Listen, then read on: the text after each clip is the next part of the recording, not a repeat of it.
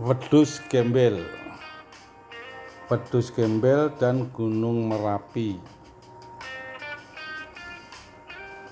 Biasanya wedhus gembel ini yang disebut sebagai awan panas di Gunung Merapi sana. Ini wedhus gembel itu kayak begini. Ini wedhus gembel. Kali ini Gunung Merapinya, Gunung Merapi.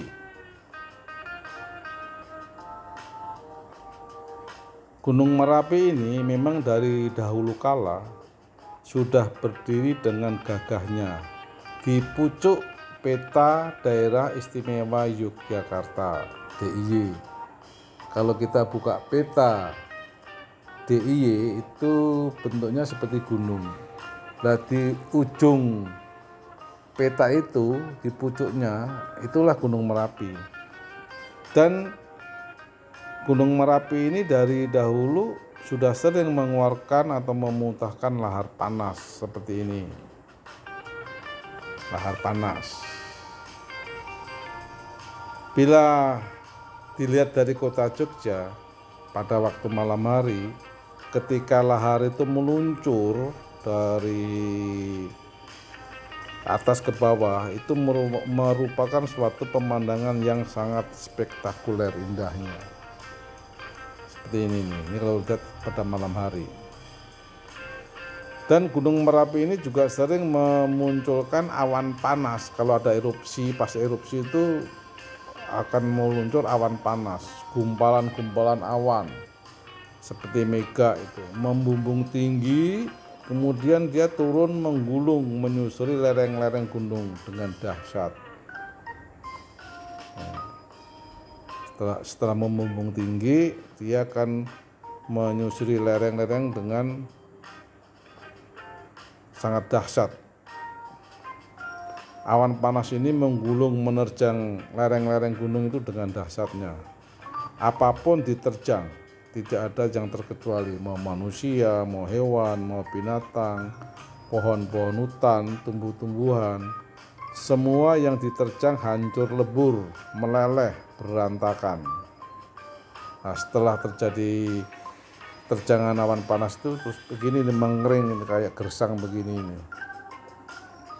Masyarakat setempat di sana itu menyebut awan panas ini dengan sebutan wedhus gembel, karena bentuk awan ini menyerupai bulu-bulu wedhus gembel yang berbulu putih hitam tebal. Nah, seperti ini nih. Nah, ini awan panasnya seperti ini, kayak bulu-bulu wedhus gembel. Nah, ini wedhus gembelnya ini wedhus gembel.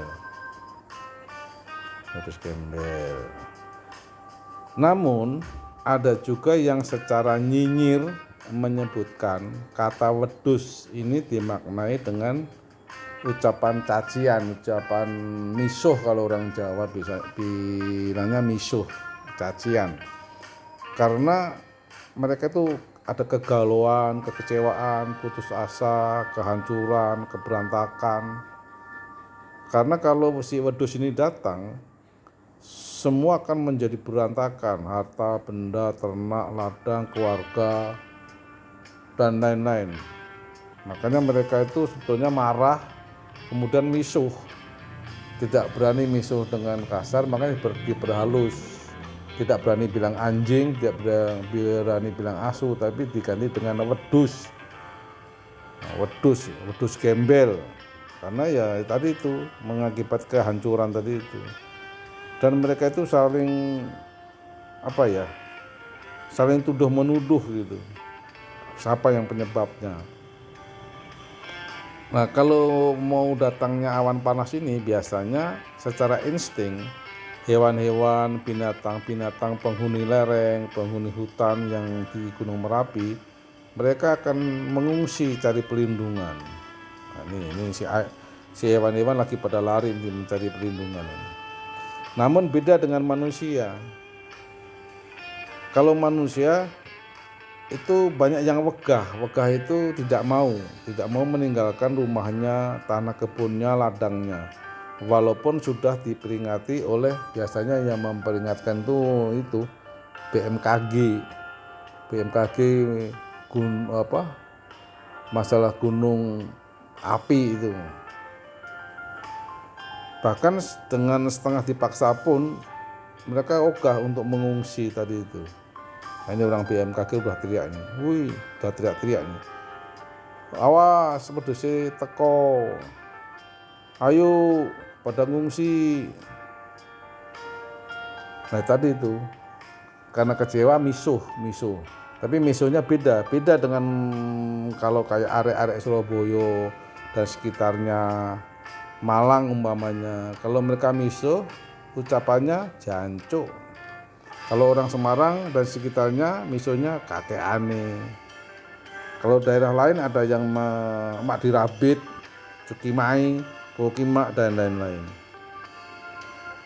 Nah, kalau di Jawa Tengah atau di Jogja, Solo dan sekitarnya itu misuhnya itu diperhalus seperti bajingan, jadi bajingu, bajindul, bajigur. Ada juga yang menyebut nama binatang seperti asu, anjing, babi, monyet.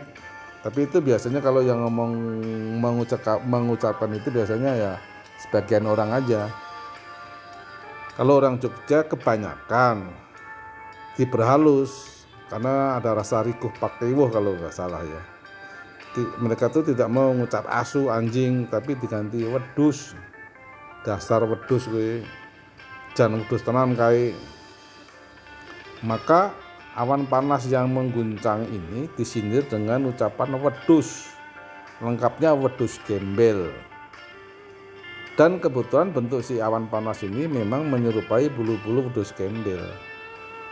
Nah, dengan adanya muntahan lahar yang kalau sudah dingin, mereka itu menjadi pasir dan batu berkualitas untuk bahan-bahan bangunan, gedung, rumah, jalan, jembatan menggunakan pasir dan batu mantan lahar ini akan menjadi kokoh kuat. Nah, lahar ini biasanya mengalir ke Kali Krasak. Kali Krasak itu arahnya kalau nggak salah barat daya dari Gunung Merapi. Ini Kali Krasak. Dan batu dan pasir ini oleh orang-orang tertentu dijadikan hasil ekonomi yang sangat wah. Seperti ini penambangan batu pasir, pakai alat-alat berat segala. Jadi yang di hulu sana, di puncak Gunung Merapi, kalau ada lahar atau awan panas, mereka itu menghadapi bahaya, menghadapi keberantakan. Tapi beda dengan yang di hilir. Nah, ini kalau desanya mereka setelah kena sapuan awan panas, berantakan kayak begini. Abu, debu, bisa merusak tanaman industri, tanaman sayur dan lain sebagainya. Ini kampung yang keterjang awan panas ini kayak begini nih. Beda yang di posisi hilir tadi. Kalau di posisi hilir malah mereka mendapatkan barokah, mendapatkan rezeki dengan menambang pasir dan batu mantan lahar dari Gunung Merapi itu. Pakai alat berat segala mereka. Seperti ini nih. Nah, sekarang kalau kita ini tinggal milih. Tapi ya lebih baik nggak usah milih lah, ngapain kita mikirin. Milih mau ikut yang mana, yang di puncak apa yang ikut yang di hilir. Gimana caranya milih? Ya kalau biasanya dengan pink suit atau pink suit atau home pimpah, nah, kayak gini home pimpah. Tapi tergantung kita mau milih yang mana. Kalau lebih baik nggak usah milih lah. Itu memang sudah takdir dari alam semesta akan terjadi begitu. Oke lah, segini dulu ya. Kita ngopi dulu mumpung sudah ada yang ngasih kopi dan udut. Oke, salam dari kami Belangkon Tole.